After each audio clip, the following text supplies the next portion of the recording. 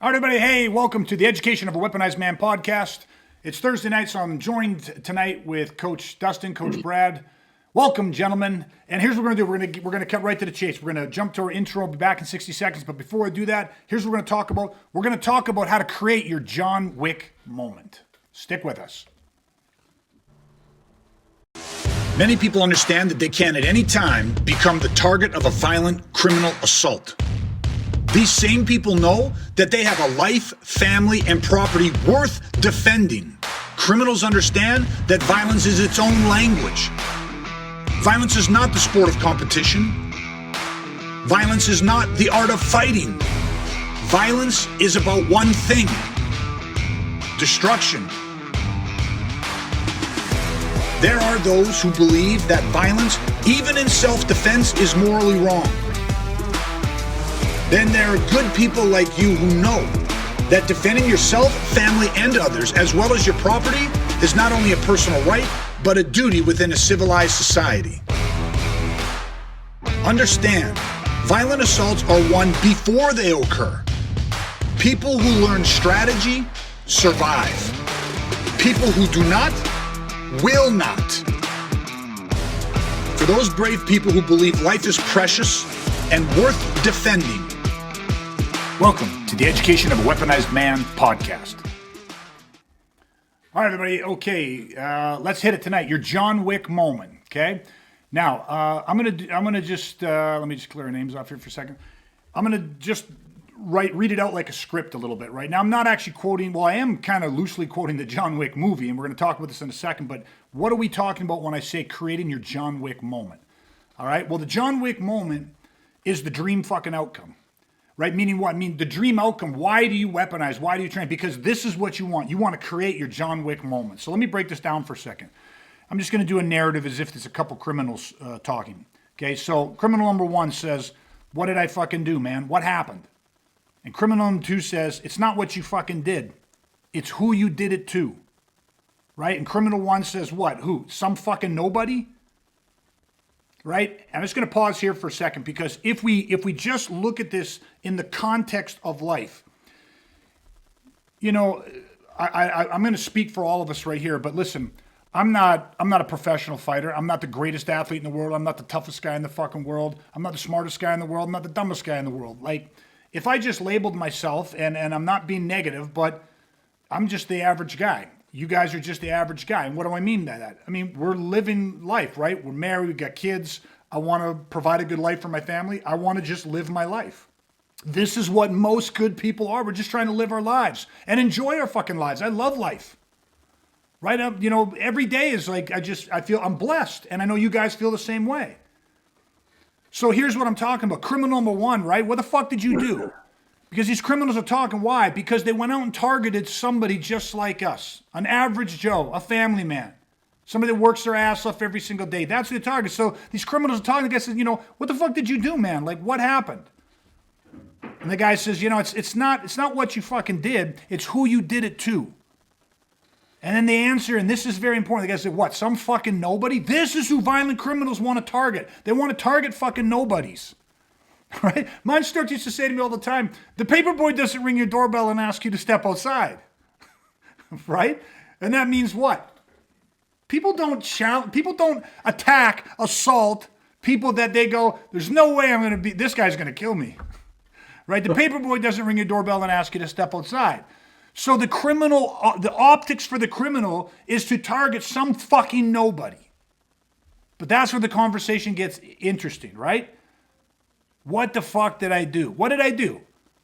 It's not what you did, it's who you did it to. What, some fucking nobody? That fucking nobody was John Wick, man. Is the fucking boogeyman. Baba Yaga. Right? And what does that mean?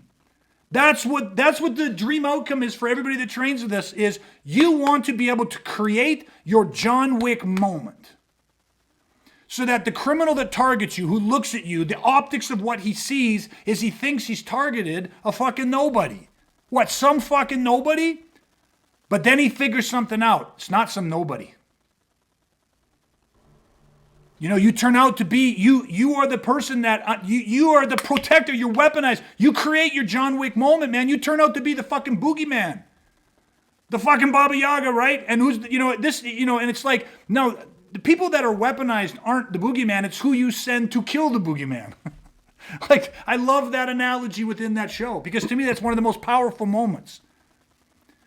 Right? When the mafia, the Russian mafia boss is telling his son, it's not what you did, it's who you did it to. This is the guy that you fucking sent to kill the boogeyman. And I'm not talking about creating this John Wick moment of all the flashy fucking shit and the Hollywood bullshit. We're talking about the symbolism of what that means. The people that train with us are, the dream outcome is to actually be able to protect your family. So I want you guys just to jump in on that a little bit and just, what are your visceral response when we talk about, and you guys know it, but like the dream outcome of being able to create your John Wick moment and what that means to you guys. Yeah, I think one of the things that appeals to me is like, we've talked a lot about all killer, no filler. We don't care about uniforms and belts. We don't care about trophies and fancy dojos and all that shit. Like, it doesn't mean anything to us. We just want to be able to protect ourselves, protect our families. And I love that kind of sleeper sort of effect, like that you're kind of talking about, right? It's just people don't necessarily see it coming because we don't care about all the flash and flare. We just want the strategies, the tactics, the tools to get the job done. Do you know what I mean? We're willing to work harder than anybody else. And I don't know, I love that aspect of it. Just the fact that it isn't blatantly out there for people to see. Yeah. Yeah, there's a cunning to it, right? Yeah, I think like if I look at my survival strategy, that whole concept definitely plays heavily into it because, if people don't know who I am or how I live my life or anything like that, I don't walk around like I'm the biggest, baddest motherfucker in town. It's not part of who I am and how I operate. And, I could reflect back. I remember, I forget who it was, just an acquaintance or something like that. I explained, I'm like, oh, this is what we do, and this is weaponizing, and kind of explain the process. And they were like flabbergasted because they're like, you?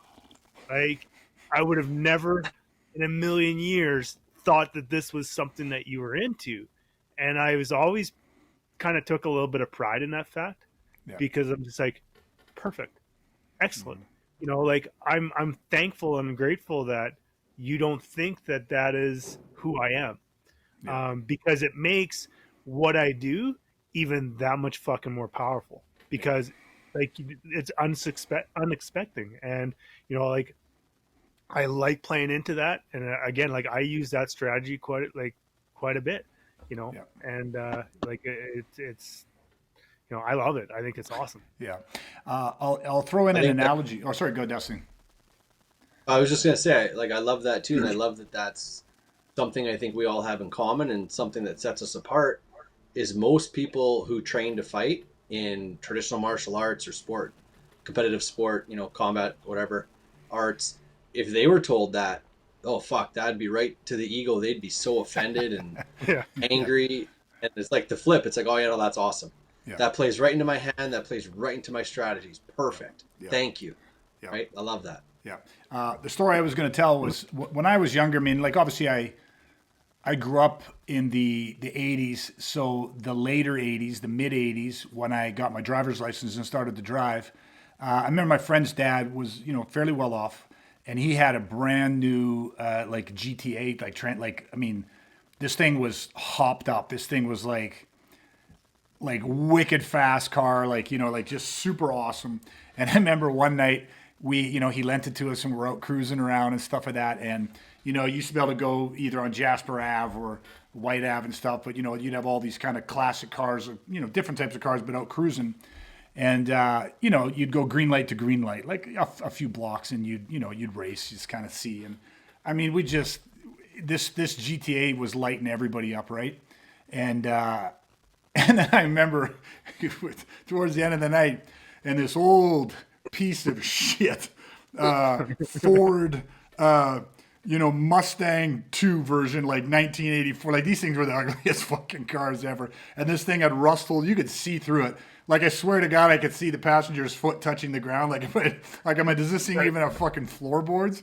And this guy pulled up and revs his engine a little bit, and we're like dying laughing. And light turns fucking green, and my friend steps on it. And I remember being like, dude, go, don't give the fucker a head start. He goes, I am going. And the guy was fucking gone. It's just like we were standing still. That guy hit that light in like seconds.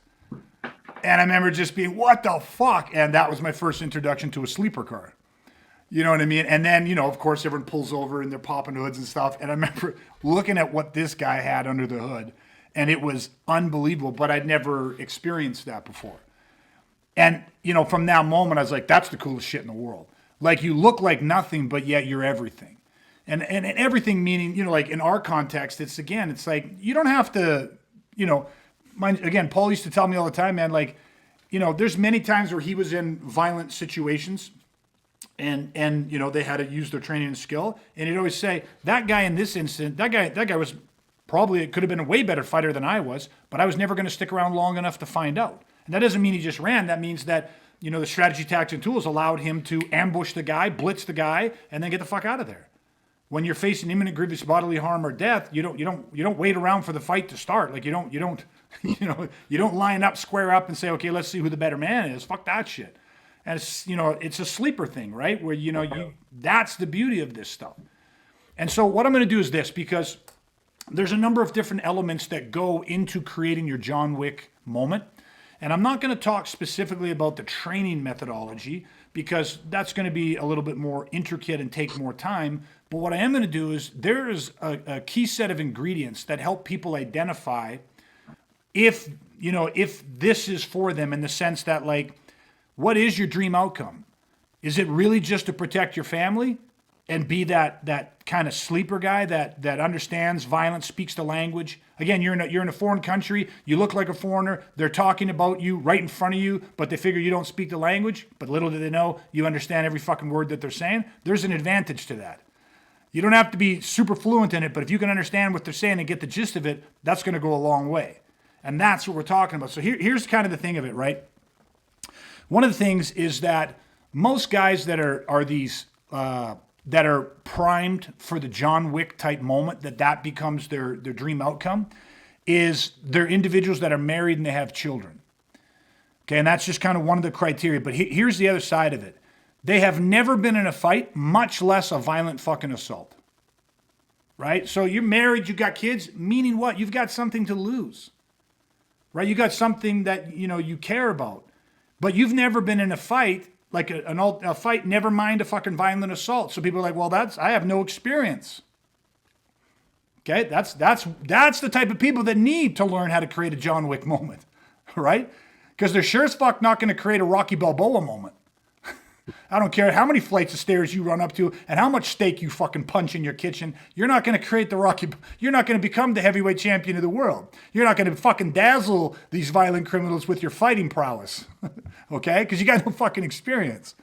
Okay? And here's the other thing. So these people, they're married and they've got kids, but they've never been in a fight, never been in a violent assault. And then the other side of this is that you understand something, though. We live in a world, the world as it is today, it's not if you get violently assaulted. It's not if you have a run-in with violent predatory criminals or people that are willing to be destructive and destroy, damage, and hurt other people. It's fucking when. So those are the first two ingredients, right? And most of those things you go, well, that's a fucking negative to me. Yeah, I'm married and have children, which means I have vulnerabilities. And you're right, I have no experience in this. None. Okay? And you're 100% right. The world's not getting more peaceful. The world's becoming more volatile, more uncertain, more chaotic. So you're right. It's not a matter of if. It now probably is a matter of when. But here's the things that you actually have going for you despite the no experience. Despite the fact that you might right now self-identify and go, I'm not a fucking fighter, man. I'm not saying that I couldn't fight. I'm saying I'm not a fighter. I don't have the fucking training. I haven't spent 10, 15, 20 years doing martial arts or combative sports. I haven't gotten in the ring. I just have no experience with this shit. Maybe you got in a fight in grade 3 or grade 6 on the playground, and you go, that's literally been the sum total of my fighting career. No worries. Here's the thing that you have going for you. These are the fucking game changers. And I'd like us to break each of these down, and I'd like you guys to give your input on each of these things. So here's ingredient number 1. I already mentioned that you have a wife and kids. You have a spouse and children. But this is important to understand this. You have people in your life. That might be a wife, that might be children, might be a mother, a father, a sister, a brother. You have people in your life that you love more than life itself. That's something that is going for you when it comes to creating a John Wick moment. You have people in your life that you love more than fucking life itself. Okay? Now why? What does that stimulate for you guys when we just focus on this singular point? We've said it in previous podcasts, I'm sure, and we say it all the time, but one thing for me, it's never about what's in front of you, it's who's behind you. And that's exactly what you're talking about. Beautiful. Goes back into that thing too. We don't do this because we're violent people. We're just willing to use violence to protect what we love. And you've talked a lot about that, Greg. Yes. And that's exactly what this is. It's who's behind you. That's your why, right? Why do you do this? Well, who is it that's behind you that you love, that you want to be able to protect outside of yourself? Yes. I love that. You often say that when we are even close to this. You always say it's not who's in front of you, it's who's behind you. And I fucking love that one. It's powerful, and I hope that really resonates with people. Brad, what about for you? What on this singular ingredient, how does that resonate with you?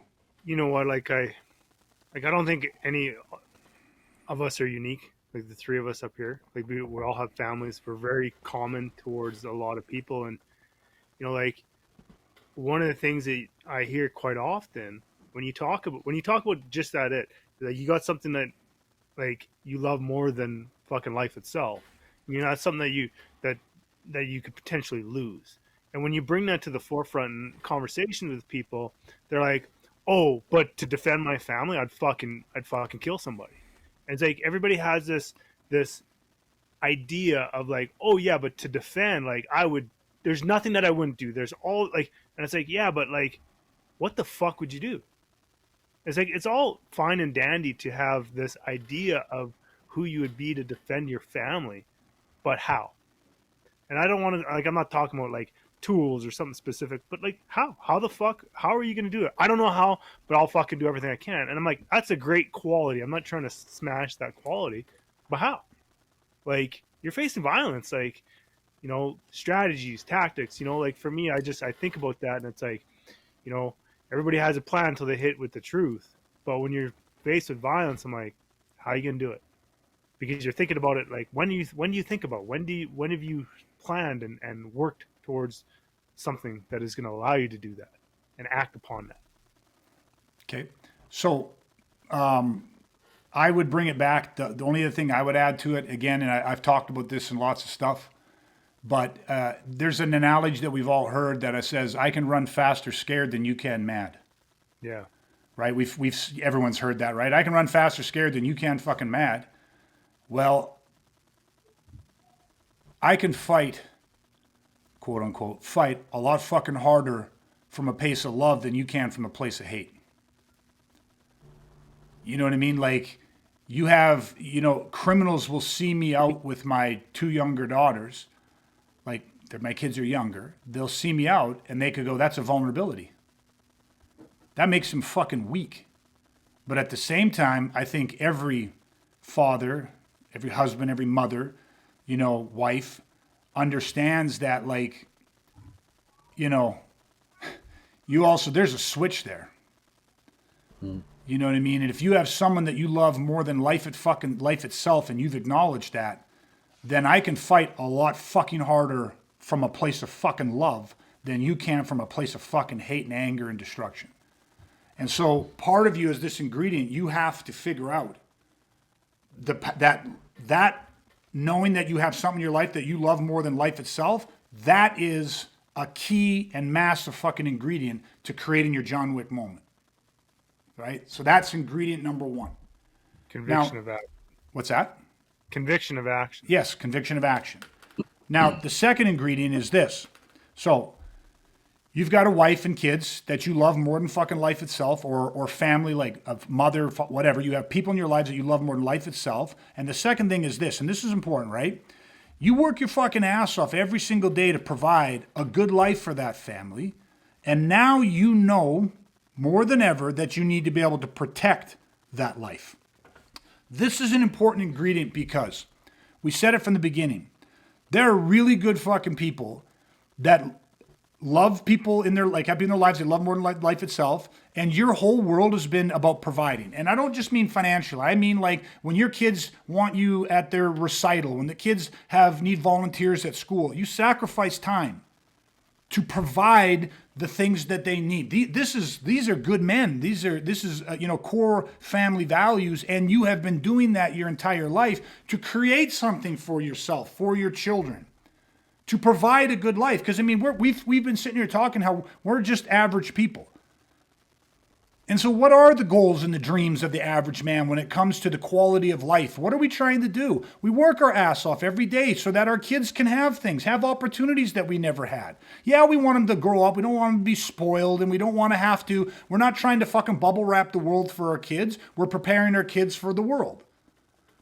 But I want people to understand, this is the hallmark of individuals. This is an ingredient of people that their dream outcome is to say, I want to be able to create this John Wick moment. Because at some point you have to wake the fuck up. And this often happens later in your life. 35 to 55 is when people typically have a real awakening on this point that it's like, yes, I've busted my ass to provide for my family. Right? What haven't I done? What won't I sacrifice? I'll do anything for my family.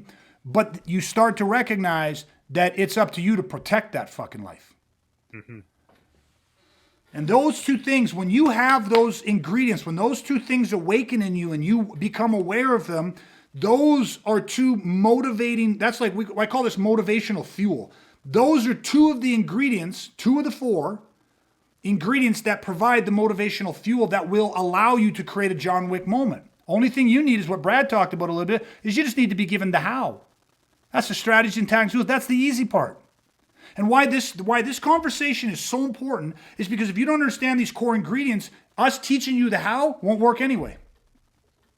If you have somebody who goes, that's just self-centered, and go, I've got people that I love in my life for sure.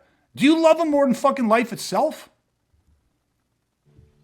Like that unconditional fucking love? There's people out there that can't say that. And when the chips are down, it's self-preservation over anything. There's people out there that their whole world is consumed with providing. How many cars, the bigger house, the vacations, look at us, our life is perfect, Instagram, look at me, everything's fine, everything's fine. They don't give a fuck about protecting their life that they're built. They think somebody else should protect it. Or they're so fucking arrogant, they think that nobody has the right to take that from them or challenge them. So those two ingredients are massive. And those two ingredients are so big that they lead to this third ingredient. And then third ingredient, I'm just going to repeat the first two because they build, right? You have something or someone, you have people in your life that you love more than life itself. You work your ass off to provide a good life and opportunities for those people. And now you understand that you need to protect it. And here's the third one. Right? You are not the type of man that is simply willing to die for your family. You are the type of man that is willing to kill for your family when threatened. That is two different types of people. And I want to break this down because I want people to really be clear with what I'm saying, because this is not just some hyperbole. This is not just some fucking posturing. This is not just rhetoric. This is not just something that, we say nonchalantly. There are two types of individuals.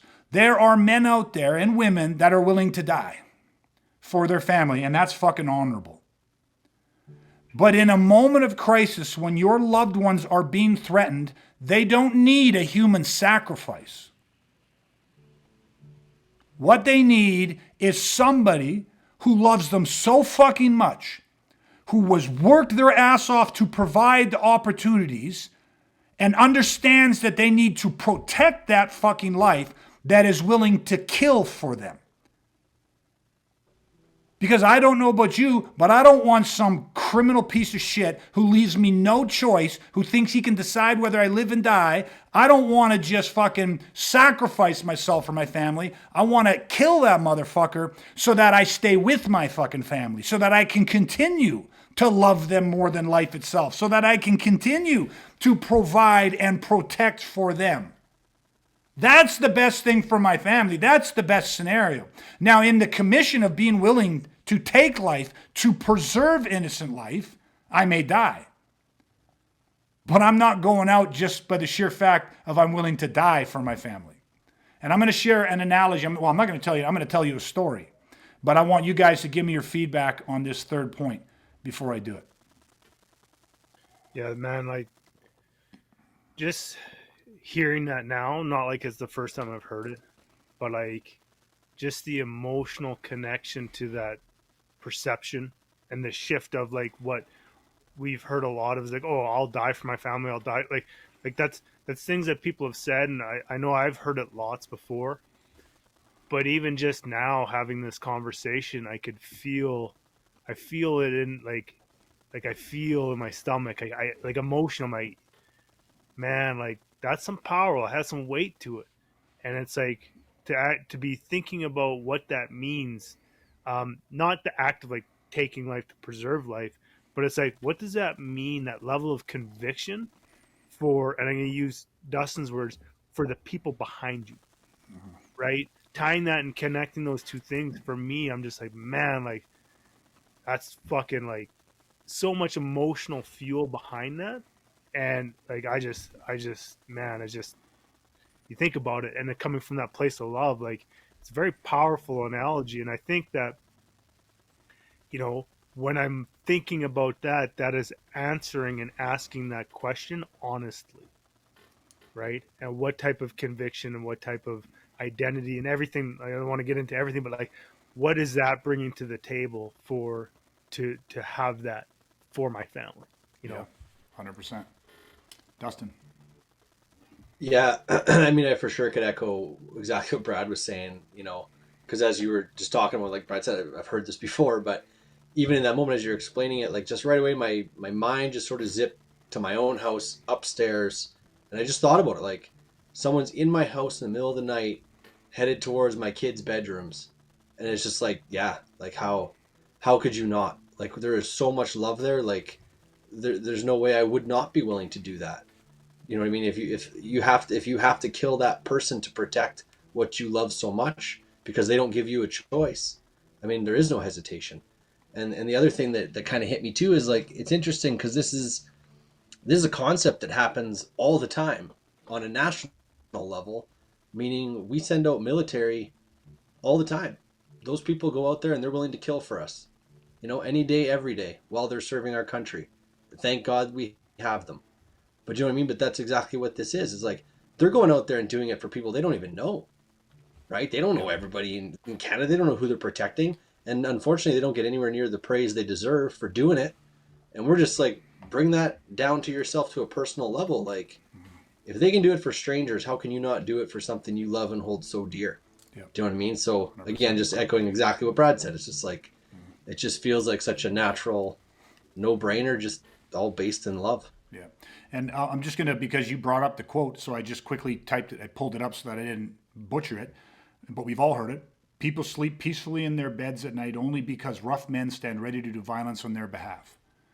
Right? And what we're getting at is the John Wick moment, is that these criminals are going to look for what they consider to be average fucking people. Average in the fact that what, you're married and you got kids. Average that you're getting up and driving to a fucking job and working hard, or you're out taking your kids to a sporting event, or Sunday you're taking them to the fucking movies, or you're out at the park, or you take them for a walk down the River Valley trails. This is all shit where they sit, hunt, and stalk, and they go, look at these fuckers. These are average people, but it's like what they do is want to attack you. But it's not what they do, it's who they fucking did it to. That's the John Wick moment. It's who you fucking did it to, right? You did it to fucking John Wick. It wasn't just some guy. And that's the feeling you want them to have, that surprise, that shock, that holy fuck, this guy actually was prepared for this shit. And those 3 ingredients, you have people in your life that you love more than fucking life itself. That's the fuel you need to create your John Wick moment. The second ingredient, you work your ass off. You understand this. Not everybody works their ass off to provide a good life and opportunities and be there and support and sacrifice for their family. Not everybody does that. Right? Not everybody does. We like to think everybody does that. Not everybody fucking does that. So if you're the type of person that does that, you are a provider. But you got to, on some level, wake the fuck up and recognize that you need to be able to protect what you are fucking providing. The job's only half done. That's the second ingredient that you need to create your John Wick moment. And the third is to recognize you need to be the type of man that's not just willing to fucking die for your family. You need to be willing to fucking kill. You need to be willing to fucking fight for your family. That's who they need so that you can fucking come back. You can survive that and continue to be that person for your family. And I'm going to tell you a story because I said, not everybody's like this. I'm going to tell you a story and I don't want to, I'm not going to share his name, but he's a special operations, a tier 1 special operations guy that we had the pleasure of training with and knowing, and I consider a friend. And he was telling me a story as they go through different certifications for their training. Now he's already part of this elite unit and has been for a number of years, but they send him to doing a bodyguarding like certification course. Like they've already done a lot of that stuff, VIP protection, but they send him to this advanced course because they're thinking of moving him from being a frontline operator, like an assaulter, to like this bodyguarding detail. And they get there, and the second they get there, they have a scenario. So this is the VIP. And, they got to get the guy in the limo, they're walking, and they get him out and they're walking him in, and there's all these guys. And, they haven't had time to do a lot of planning and briefing. They're just in this. So he's in his role going, okay, protect this guy. And then all of a sudden they have a staged ambush. So rubber bullets start flying, right? Simunition guns, rubber bullets are flying, bombs are smoke grenades and pyrotechnics are going off and all that type of shit. And out of all the people that are on this protection detail, you have all these people jumping in front of the VIP, jumping in front of him, jumping on top of him, trying to get him out. And not this guy. This guy breaks ranks and goes straight at the threat, gun out, and he starts firing back, and he starts tactically engaging people, and he's shooting some of the instructors, and people are going down. And automatically, right at the thing, they're like, fail. They're like, we're going to send you back to your unit. We're going to keep you right where you're at. And he's like, what? What? I took these guys out. I did this. I did exactly what I was trained to do. Yes, as an operator, as a frontline assaulter. But as a VIP protection detail in that role, you're a bullet stop. And he goes, that's why they did the scenario first role, is to separate you out. You're a hunter. You're not, like, I'm not saying you wouldn't take a bullet for somebody. He has that in him, but you're a fucking hunter. You're a hunter and a shooter. And so we're going to keep you in that fucking role because that's your fucking nature. That was your instincts. Your raw fucking instincts was to go at the threat. That's what I'm talking about. There's men that are willing to die. The sacrifice, the human shield. Fucking admirable. But at the same time, you can't say that the guy that runs towards the sound of the guns, the guy that's willing to engage, willing to kill to protect what is being threatened, that guy's willing to fucking die too. But he's going to die sword drawn, not hiding behind the shield. Right? That's the type of person. And now you might, again, let's reflect back because in the beginning I said that. Here's the thing. You're married. You got children, right? You're providing this great life, but you have no experience. I've never been in a fucking fight. I've never been in a fight, never mind a violent assault. So you think that works against you. You think I'm not a fighter. You don't need to be. Right? You need to understand, do you have the ingredients? Do you love your family more than life itself? Yes, I fucking do. 100%. No doubt in your mind? 0. Do you work your ass off? I mean, do you sacrifice? Are you there for your kids? Are you there for your spouse? Do you work your ass off to provide and take opportunities and you sacrifice? Yes, 100% I do. Have you had the awakening and the understanding that you need to fucking protect that life? That it is your responsibility. Don't fucking wait for Superman. Don't look around for who's coming to help you. Are you willing to take the responsibility? I don't give a shit whether you think you're a fighter or not, whether you're 5 foot nothing with fucking weigh 60. I don't give a shit. Are you willing to take responsibility? Yes or fucking no? Yes. Okay then. then you have to have the perception that you can't. We're not asking you just to die. Your family doesn't want you to die for them. Your family wants you to kill for them when they are threatened, when it's legally and morally justified, when you are devoid of choice, facing asocial violence, imminent grievous bodily harm or death. They need you to fucking be willing to kill for your family. That's the core belief that has to be in you. How? That's fucking easy. And maybe since we're having a lot of story time tonight, let's tell one more story. Navy SEALs comes to the swim portion of Buds. And you got these guys laying up pool deck, and they have 5-gallon buckets at the bottom of this pool. And the pool's, 12 feet deep. And so the whole mission, and I think it was a 50-meter pool. Maybe it was 25, but I think it was 50, if I remember right. And the whole thing is these guys lined up. When the instructor says go, you jump in the water, you go down, you pick those buckets up. And you walk those fucking buckets full of rocks, you walk them to the other end of the fucking pool. Now they got swimmers and divers and SEAL guys and the instructors that are fucking with you the whole way. You don't have any breathing apparatus on or anything like that. So you go down, you get the buckets. You can come up as much as you want. You can go up and down as much as you want. You just got to get those fucking buckets over there. So the instructors blow the whistle. Everybody goes in the water except for one fucking guy is left standing on the pool deck. And he's just standing there looking at the water. And the instructor walks by, what the fuck is your problem? Get in that water and move my buckets again. And he's standing, finally the instructor shoves the guy. Guy goes in. Guy goes down to the bottom, grabs those buckets and starts walking. Now everybody else, they're fucking with him. Everyone else just drops the buckets, come up. People are splashing water, making it hell, goes down, pick it up, and they're gutting it out. This guy just keeps walking. This fucker hasn't come up. This guy has not come up. And this guy is starting to pass out. But he's still dragging these buckets. Now he gets close. He gets close to the end and he blacks out. And so the divers are down there. They grab him. They bring him up. They're throwing him on the deck. They're fucking resuscitating him. He's coughing up water. The drill instructor is pissed. You fucking arrogant son of a bitch. What do you think you're doing? You think you're good enough? You don't have to come up. You think you're some fucking tough guy. And he's just berating this guy, pissed at this guy. You're fucking out of my fucking program, blah, blah, blah, blah, blah. I'm going to make your life hell. And this guy is just coughing up and this. And he's like, that's not it. That's not what I was doing. And he goes, what the fuck? Why wouldn't you come up for air then? And the guy says to him, I don't know how to fucking swim. I'm terrified of the fucking water. He goes, what do you mean you don't know how to fucking swim? The guy goes, I don't know how to swim. So he goes, my only chance was to grab those buckets and make a beeline for the end.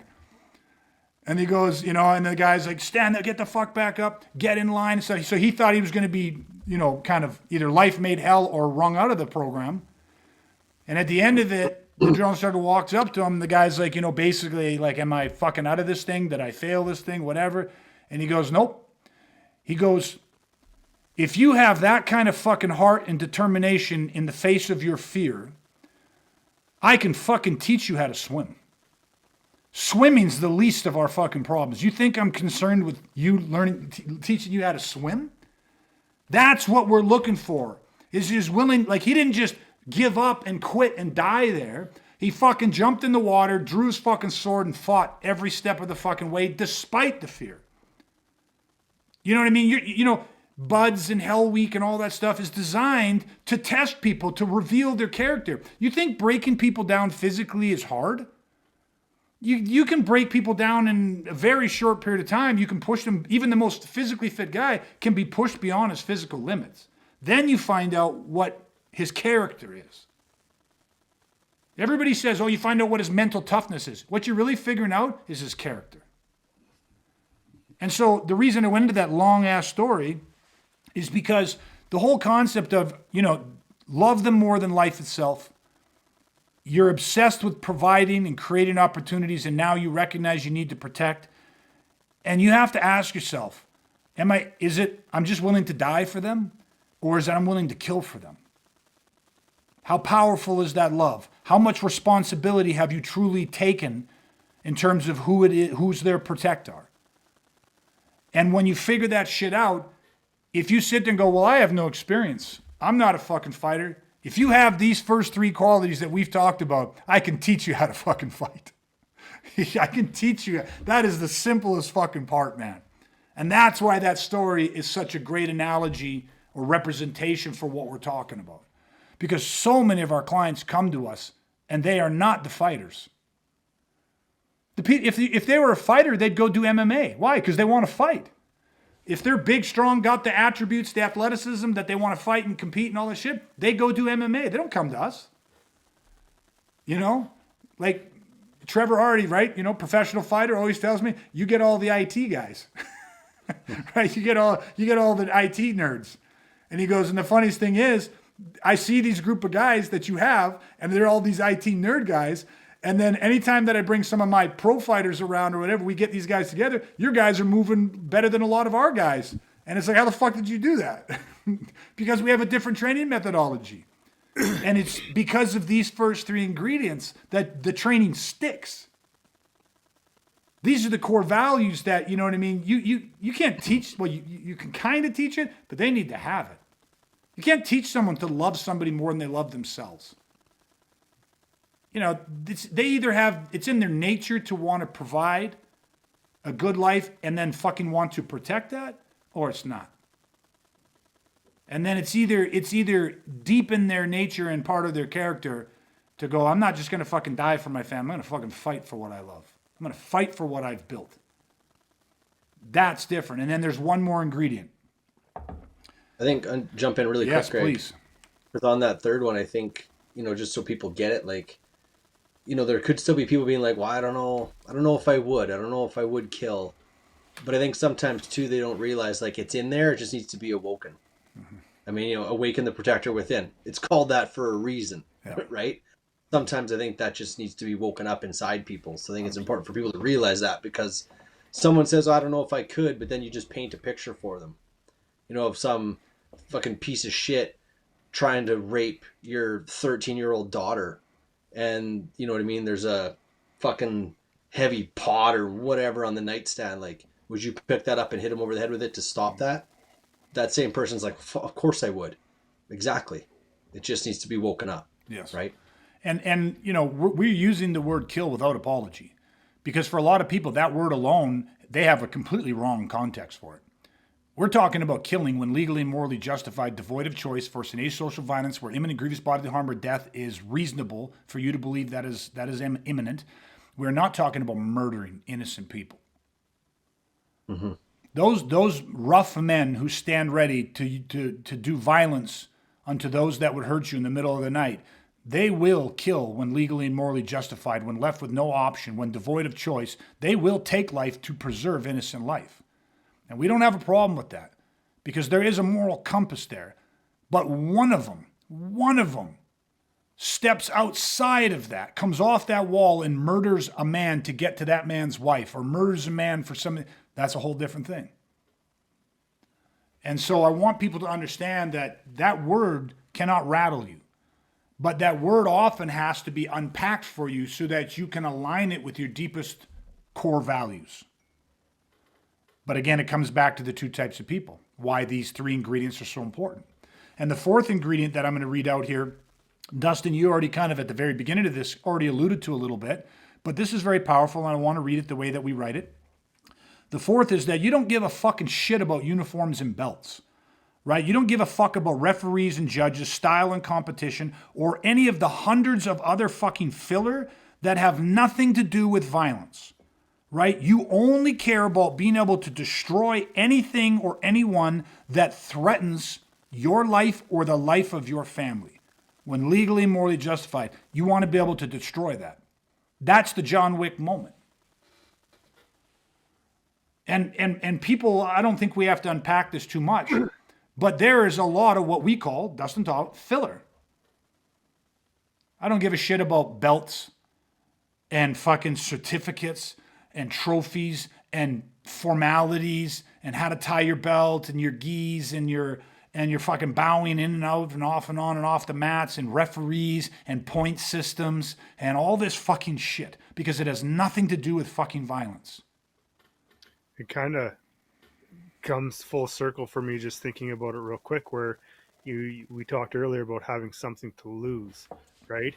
But when I kind of thought about that, I was like, yeah, you have something to lose, not something to prove. And when you think about like that, like the belts and the trophies and the referees and the the sport competition side of things is like that's all proven, right? It's like you have something to lose but nothing to prove, and I really think that kind of completes that circle a little bit from how we ended that a little bit, right? 100%. And this is one of our models. We have it on our T-shirt and stuff. And Brad, I love that. That actually should go with this. But right, something to lose, not something to prove. All killer, no filler. That's the why. That's it right there. Right. And again, that's not said in a flippant, egotistical manner. Like, oh yeah, fuck all killer. We're all killers. We're all killers. I'm a fucking killer. That's posturing bullshit. The all killer, no filler is I don't have time. I don't have time, man, right? Let's see back to ingredient number 2. You work hard. Takes time, right? To be there for your kids' events, to be there for your kids, to have that playtime, to be there for your spouse, to work that fucking job, to work those hours, to provide, to be able to take them on vacations and just provide a good fucking life. Fuck vacations. Just be able to get them the things they need, put a roof over their head, give them opportunities to grow and to learn and to experience things. That all fucking takes time. And the time that I have that we separate out is very valuable to me because I fucking love them more than life itself. I'm working already my ass off to provide for them. I'm willing to fucking kill, not just die. I do not have time for fucking bullshit. So when we get together, it is all business. Now, we have fun doing it, but I'm not worried about bowing. I'm not worried about, do you have your fucking uniform on? Did you wash your gi? Do you know how to tie your belt? You know what I mean? It's like, I don't care about, there's a tournament coming up. I don't care about what the rules are. I don't care about that shit. It's got nothing to do with violence. So our time that we invest in is about protecting, like you said, we have something to fucking lose. And so those 4 ingredients, I mean, we want to get down to business. I don't want to sit around and talk about Kentucky bluegrass or how my 18 holes of golf went. You know what I mean? There's a story there. We're not going to get into that. But those conversations never go well, eh? Men arguing about Kentucky bluegrass and how their lawn's coming in. I just don't care.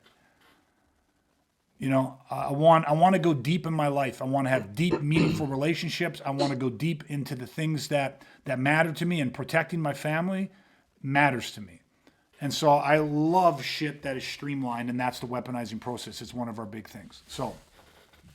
okay, let's just recap real quick. The John Wick moment, right? You got to be the Baba Yaga, man. These fuckers got to, it's not what you did, it's fucking who you did it to. You know what I mean? That John Wick moment is our dream outcome. And if you feel that and you have it and say, that's what I want, I don't want to be, I'm not the fucking Rocky Balboa, I'm not the Jean-Claude Van Damme, that's not the moment I'm looking for. I want to create that John Wick moment. I want them to know. I want them after the fact to be going, what the fuck? Who the fuck was that guy? Some fucking nobody? Nah, it wasn't some nobody, man. That's what you want. And then if you have those ingredients, love the people in your life more than you love yourself. Make sure that you are the type of individual that works your fucking ass off to provide opportunities, and wake up and recognize that you need to protect that life that you're building. Understand that you are not just willing to die for your family. You're the type of man willing to kill for your family. And then you don't have time for the bullshit. The refs, the rules, the belts, the certificates, the competition, and the hundreds of other fucking things that we call filler. You want to be able to fucking destroy whatever is a legitimate threat to your life and the life of your family. If those 4 ingredients are there, man, I can teach you how to fucking swim. That's the easy part. All right, guys, any final thoughts on the John Wick moment? Not for me. I think, that was a great conversation. Yeah, I love it, right? And listen, I want to be very straight with people. I chose this topic tonight because we are in the middle of, we have for many years, we go through many years where we do not accept any new students because we are about premium coaching. We do everything privately. Or very, very small groups, but it's all private. It's all private training. It's all one-on-one coaching. I believe that weaponizing, preparing for violence, is a done with you model. It's not a do-it-yourself model, and it cannot be a done for you model. It is a done with you model. And what that means to me is often very different than what it means to a lot of other people, because done with you means group class. It means one instructor with 30, 50, 70 students, right? It means instructors that have been teaching or have been training for 5, 6 years, and now they're getting their feet wet doing some teaching, and they're just teaching the beginner class because it's easy to follow the little syllabus. That's not done with you, right? Done with you for me is premium coaching. I mean, here's the thing. I'm gonna model a little bit from Tony Robbins, because you hear Tony Robbins talking about like how many years he's been doing this shit and how many hundreds of thousands of millions of people he's helped and flown around the world, and he's dealt with everything from government leaders to whatever. And he's like, I'd have to be a fucking idiot at this point not to see the patterns within human behavior, and then to think that I can't change these patterns or interrupt these patterns or help people do this in their lives. I mean, you just got to be, it's unfathomable. And to a degree, I feel the same way, in the sense that I haven't traveled around. I've definitely trained people from all around the world. I haven't trained the millions of people that he has, but I'll tell you what I have done. For over 30 years, 3 fucking decades, it's got to be close to thousands of people, if not the high hundreds, but probably over we got to have been over 1,000 people for sure in 30 years. But what's different about that is that's almost all one-on-one coaching. And that's significant, because 1,000 people one-on-one where I and you guys, but am invested in every aspect of their journey. I'm right fucking there doing it with them. That means that when shit's burning the world, you get the phone call, you get the text message, you get the email. When there's a problem, they come to you. You're dealing with it. You're there for them. You're helping them train. You're helping them overcome. You're helping them implement. I mean, the right information, guided implementation, and personal customization every step of the way. And that's what we do. That's why we're a premium coaching organization, and that's why we get the fucking results. I had, guys come to me the other day, and so we're in the middle of, we now are accepting new people into our 90-day intensive. So in 90 days, we're providing tier 1 coaching, one-on-one personal attention, and we can do it virtually on demand because we can do everything remote, or we could do it live. But we can be there with people from all around the world every step of the way. We don't lose any of the quality. But I'm getting this because I had in the last week 3 or 4 different consultations with people that are so uniquely fucking different. So uniquely different, and yet at the end of the day, there's no doubt, because all I do is make sure the 4 ingredients are there. When the 4 ingredients are there, I can teach you to swim. We don't miss our mark. When it comes to weaponized for violence, this is what we do.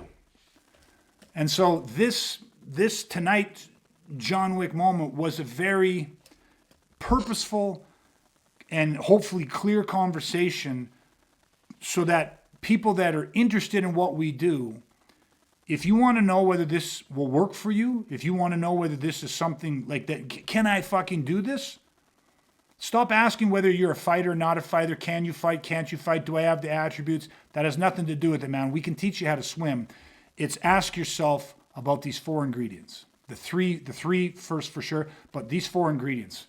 If you said yes to those, if that resonated with you, I don't know what you're waiting for, but you need to check out awakentheprotector.ca, scroll down to the 90-day intensive, because the offer to get all of the coaching I'm talking about is like a $7,000 offer, and you can do it 90 days, all in, all inclusive, for $997, for $1,000. It's ridiculous.